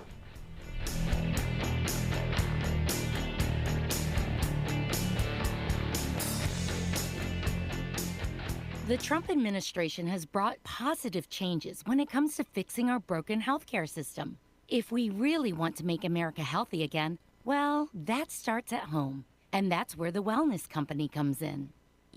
See and hear from the Wellness Company doctors all the time. And you know their products are the gold standard for keeping you and your family safe and healthy, giving you the opportunity to make sure you're prepared for whatever happens with their prescription medical kits. Additionally, the Wellness Company offers a variety of products, from parasite cleanses to methylene blue to weight loss and so much more. Make America healthy again starts at home. Do your part and protect the health of you and your family. Live a healthier, longer, and more satisfying life. Go to twc.health/Godzilla and order.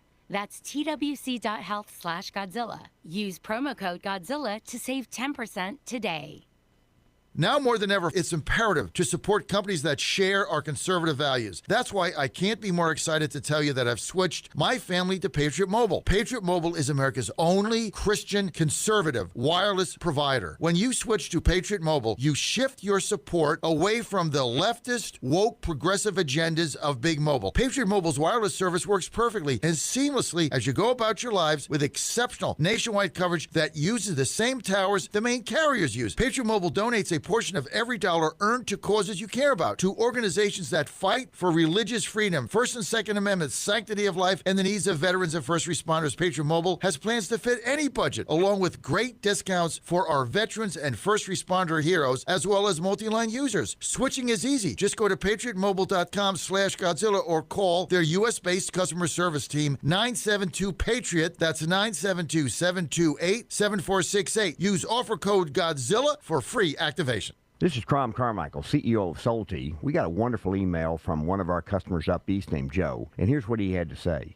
I started taking Solti almost out of desperation with little hope because I was resigned to the futility that although I was up to taking 2 statins a day, high cholesterol was something I just had to learn to live with. In fact, when I turned 60, after taking a stress cardio test, my doctor called me on a Saturday, which of course is never a good sign, and told me that I was clogged more than 95% of the people my age. I had an angioplasty and a stent procedure done at that time. Today, my stubborn triglycerides are only 1/3 of what they had been before starting taking Solti. My prescription statin dosage has shrunk from 60 milligrams to only 10 milligrams a day. My primary care doctor that I have had for many years still can't believe the results, and neither can I. Thank you, Solti, for providing such a wonderful product. And folks, I want to invite you to take care of your heart also by going to GodzillaHeart.com. That's GodzillaHeart.com. Use the code Godzilla at checkout, and you'll get a 50% discount on your initial shipment. Thanks so much. This is State Senator Mark Pody. Government is limited to what it is supposed to do. One of the things that is critical that we're supposed to be working on is transportation. Here in Middle Tennessee, our roads need more help. As your state senator, we are focused on getting more money reoccurring without a new tax increase for our roads here in Tennessee. This is State Senator Mark Pody. Paid for by Campaign for Mark Pody, Christina Hibden, Treasurer. Only one. There is only one conservative running for State House District 65, and that's Lee Reeves. Lee Reeves is the only one who has fought to protect the unborn and defend the sanctity of life. That's why Lee Reeves has the endorsement of Tennessee Right to Life. Lee Reeves is the only one who has fought to secure your Second Amendment rights, earning the endorsement and an A+ rating from the NRA. And Lee Reeves is the only one who has fought against illegal immigration, standing firm to secure our border and protect Tennessee families.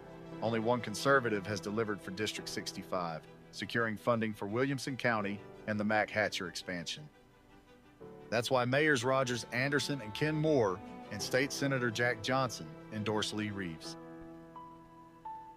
There's only one conservative for State House, and that conservative is Lee Reeves. Paid for by Lee Reeves for State House, Bev Berger, Treasurer.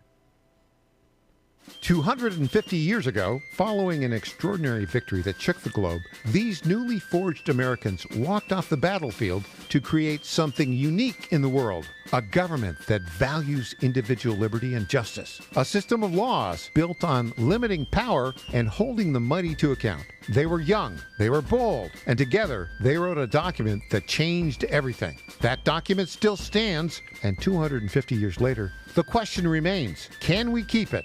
This October in Brentwood, Tennessee, students in grades 8 through 12 have a chance to answer that question and compete for a $10,000 Grand Champion Education Scholarship. More than $17,000 in education scholarships will be awarded in all. The 2026 National Constitution Bee, Saturday, October 24th, Spring Hill Suites, Marriott, Brentwood, Tennessee. Register now at nationalconstitutionbee.org. That's nationalconstitutionbee.org. Welcome back to the Michael Patrick Leahy Show. Now, here's Michael Patrick Leahy. And welcome back to the Michael Patrick Leahy Show. Okay, midterm time in November. It's very close right now in the House. I think it's, 219, 216? It's, no, I think the Republicans have a couple more than that. 220, 215. It's like a Very 5-vote close. swing. Yeah. It's not much. Now, it looks like the pundits, I think if you had to do the prediction markets, probably are saying it's slightly favored that Democrats will take over the House. I'm looking at the Cook political report, though. It looks a little different. They've got, in essence, about 212 seats that are likely leaning or solid Republican, and about 205 seats that are likely or leaning Democrat. 18 toss-ups. But of those 18 toss-ups, wait for it, you need to get 218. Of the 18 toss-ups, 14 are Democrats and 4 are Republicans. So you could do it, let's say if you won all of the toss-ups that are Democrat there, and you lost all of the toss-ups that are Republicans, Republicans would still only get to 216. It's very dicey. It's too close to call right now. Yeah. If it's too close to call. Now, on the Senate, and what do you think is going to be the determinative outcome on that in the House? Well, the determinative outcome will be Trump. Now, Trump is doing something very good. Excuse me. He wants to do a midterm convention. He's going to do that, I think, in He Dallas, is going to do right? it. It's Austin, I think, or could Dallas. be It's Texas. Dallas. Yeah. Good move, by the way. Now, the last time one of the major parties had a midterm convention was 1978, when Jimmy Carter had a midterm convention in Memphis, Tennessee. I happened to be in Memphis at the time, not at the convention. I had no recollection of that. But I do remember him coming in for that. But anyway, Trump is not on the ballot.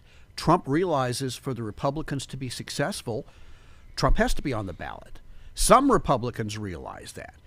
Unfortunately, you have a lot of establishment Republicans who play the establishment game with establishment Democrats, where they trade off the leadership every few years, because being in a minority is great for them.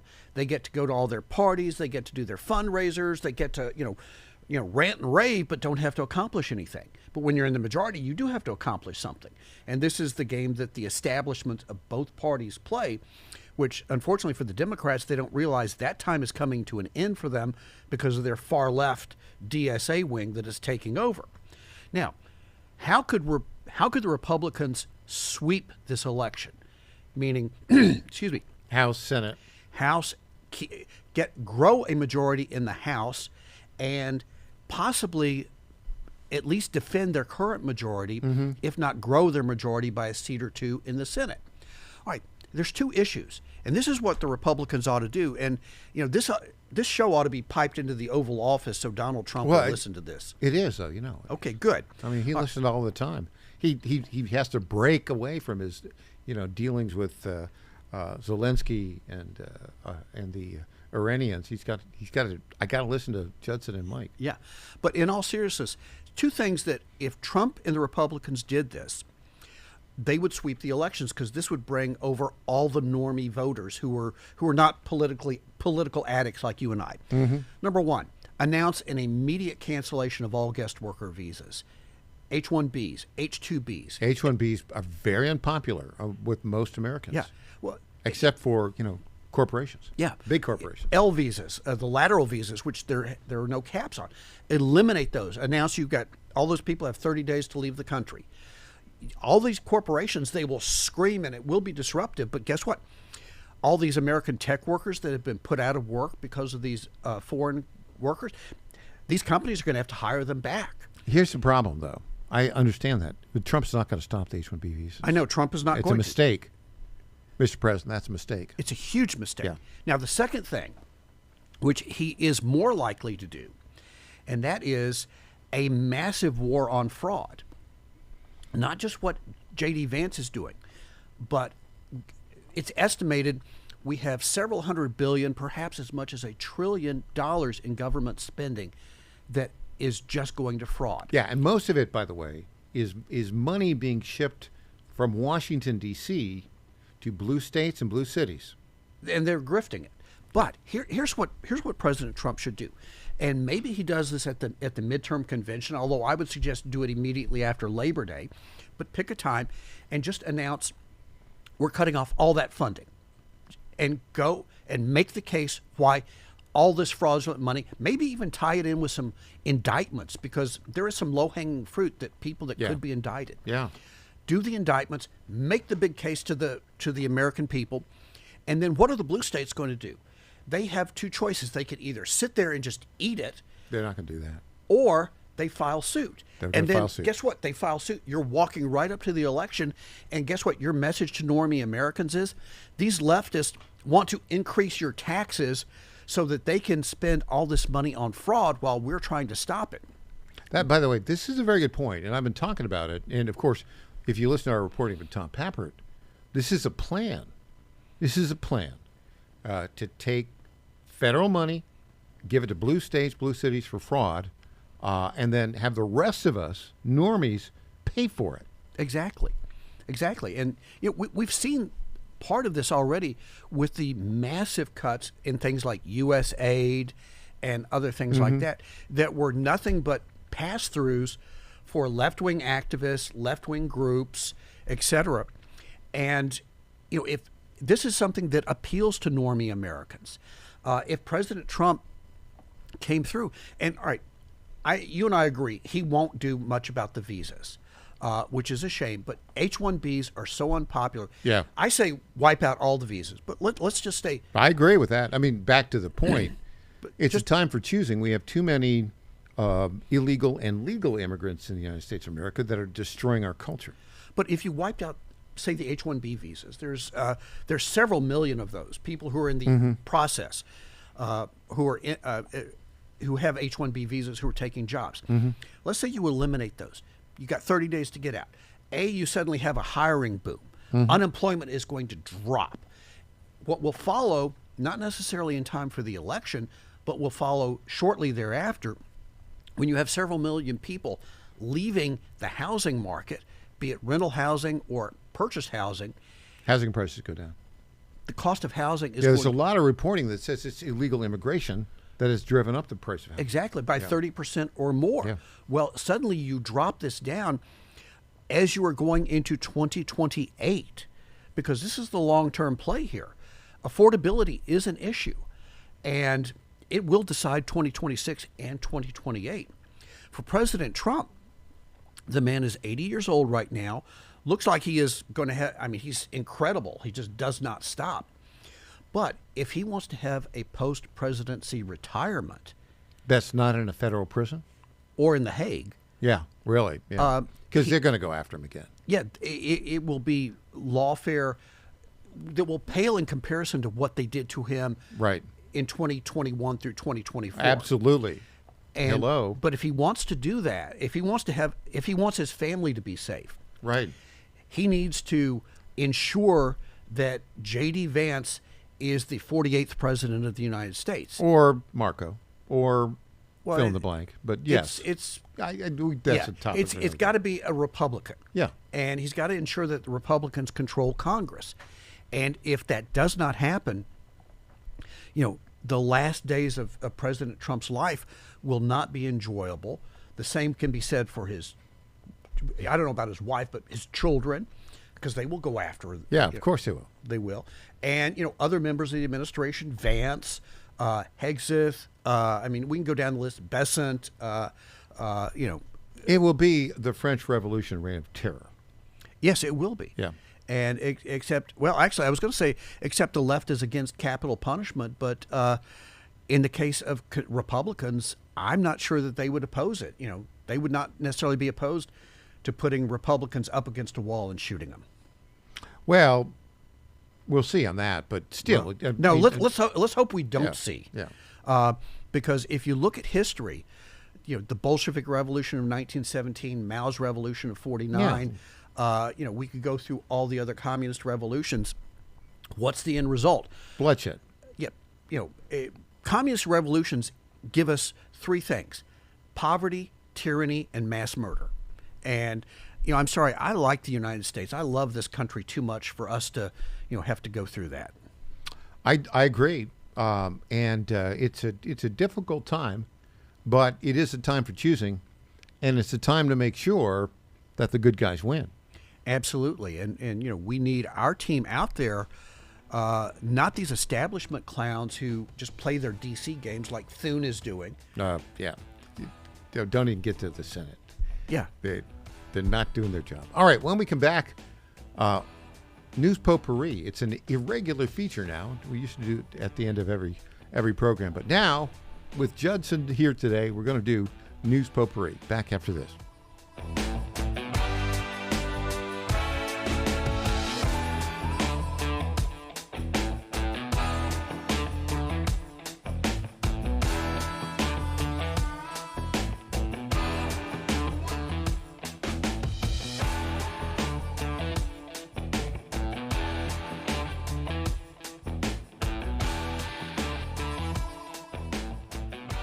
All right, folks, I need you to do something right now. Go to johnfredericksradio.com and take our brand new 2028 Republican presidential straw poll. Who do you want leading the ticket? Don't let the elites decide. Make your voice heard. While you're there, weigh in on two huge issues: eminent domain reform and President Trump's tariff policies. Are they protecting American workers or hurting growth? This is your movement, your vote, your voice, your choice. Go to johnfredericksradio.com right now and take the poll. The President of the United States, Donald J. Trump. Marsha Blackburn is an incredible person. She's a fighter, a true fighter. For the people of Tennessee, she loves your state. Trump trusted Tennessee first. Marsha Blackburn will deport illegal immigrants from Tennessee in record numbers and ban China from buying up 1 inch of Tennessee land. Marsha Blackburn, a very, very early supporter of ours, a really wonderful woman. A rock-solid conservative who will fight the woke agenda, deliver results, and never, ever back down. They're lucky to get you because you are a talent and a great person, and you've been with me all the way, and I appreciate it. Tennessee's one and only Marsha Blackburn for governor. She's a fighter, a true fighter. For the people of Tennessee, she loves your state. Paid for and authorized by Marsha for Governor, Treasurer Glenn Jacobs.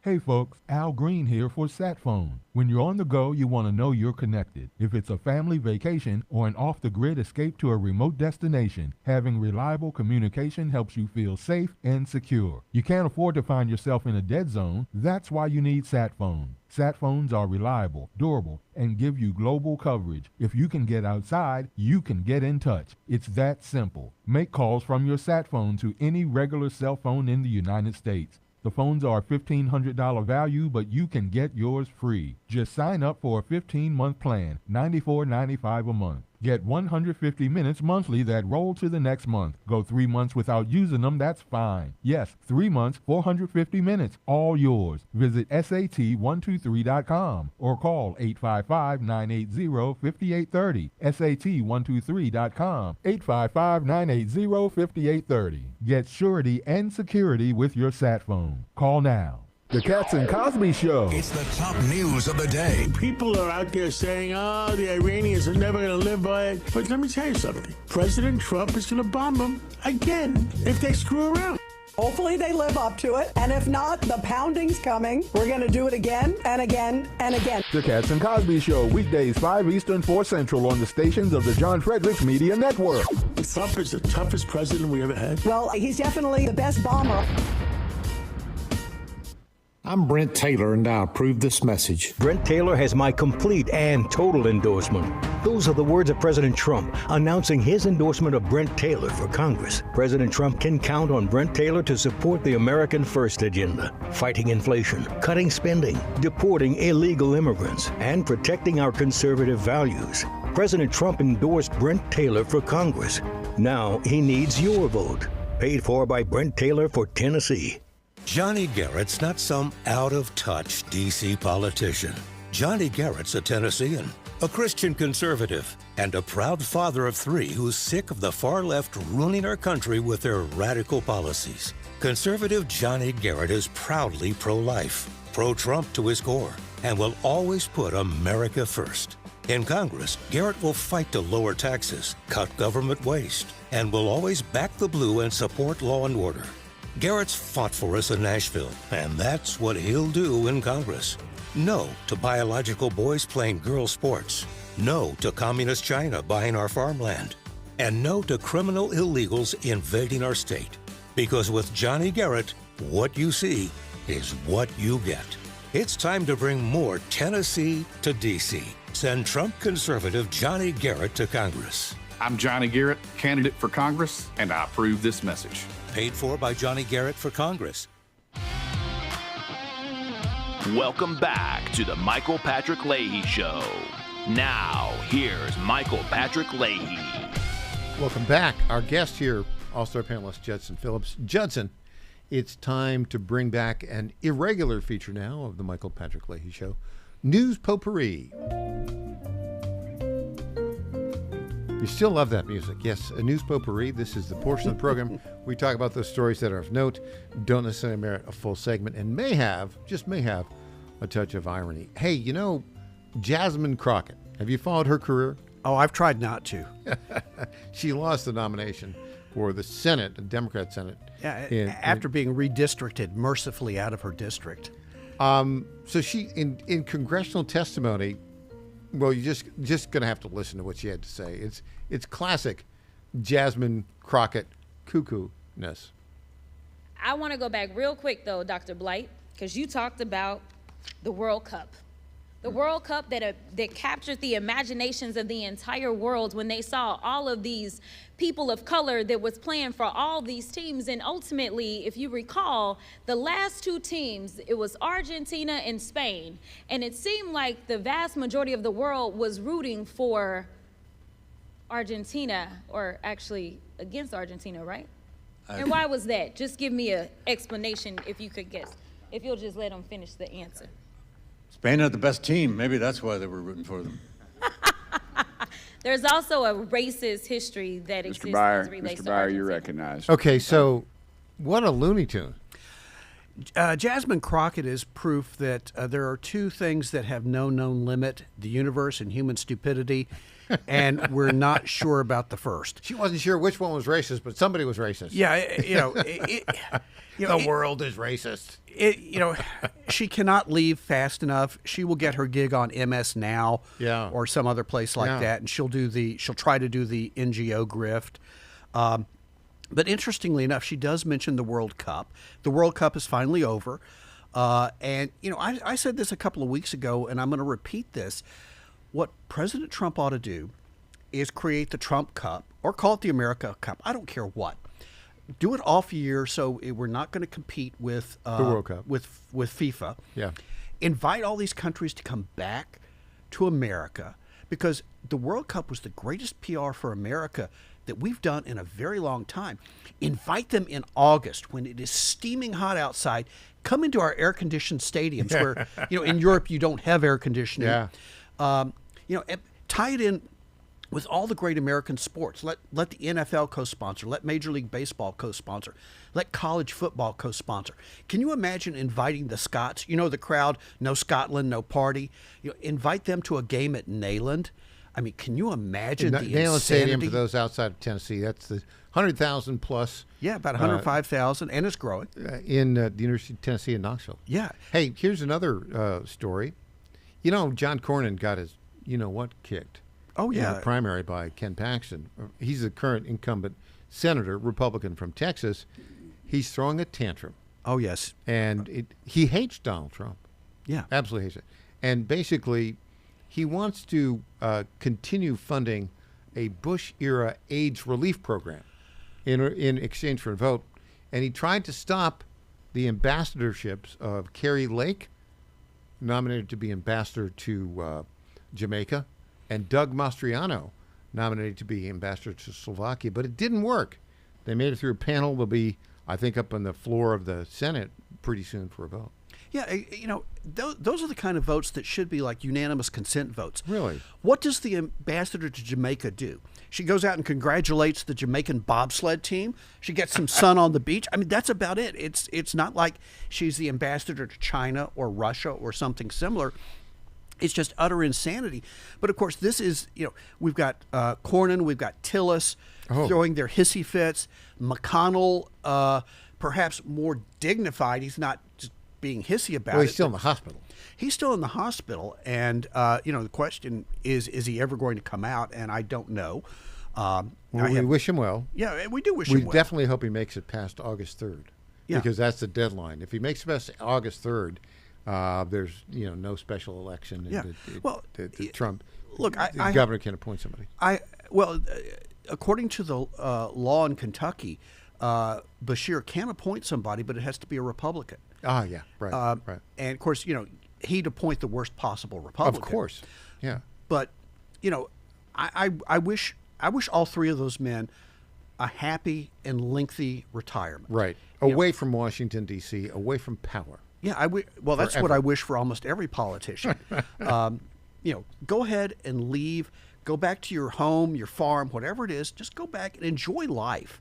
Do what you did before you went to Congress, if you can remember what that was. I don't think any of them can. It's intoxicating, the power there. Although, honestly, I think being in the United States Senate today as a conservative would be no fun. No. Well, here's the thing. And on that note... Oh, okay, we're out of time. We are out of time. Judson Phillips, thanks so much for joining. A programming note, just a reminder, this program on August 17th will switch to 3 p.m.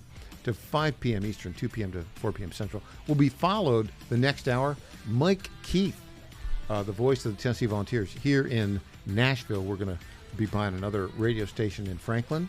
Go and we Big already have Orange. one in Nashville. All right, that's it for our show today. We'll be back tomorrow morning, same time, same place. I'm Michael Patrick Leahy. The website, TennesseeStar.com.